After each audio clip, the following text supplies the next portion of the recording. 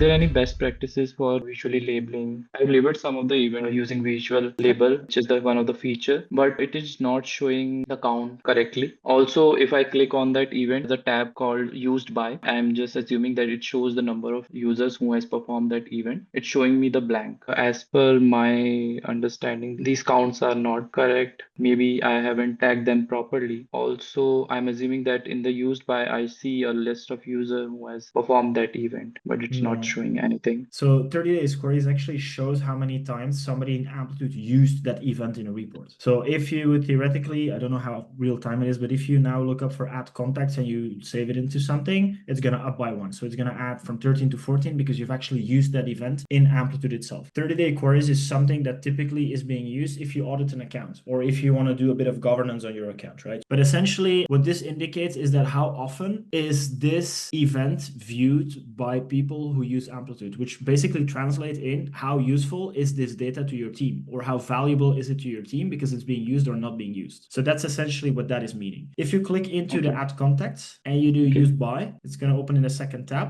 Normally what it should show is that all of the reports in which it is actually embedded. So if you have a chart, you save that chart and then you use that chart in a dashboard, you will see that it actually will show you, hey, there's a dependency on the event. If I would remove this event, these charts or these users will be impacted by it. So if I click on to use by, I selected a random event. And what I have here is I have used by and it says some people are using it. I'm using it and it's used in one chart. So I know that if I'm going to delete this, I'm actually going to impact this person's workflow and this chart. But essentially in my case, it's at some point it showed by who it was used and which chart was involved. So I have used by Mm. myself and this chart is impacted. So if I delete this person and this chart are actually going to be screwed. It's part of the governance module.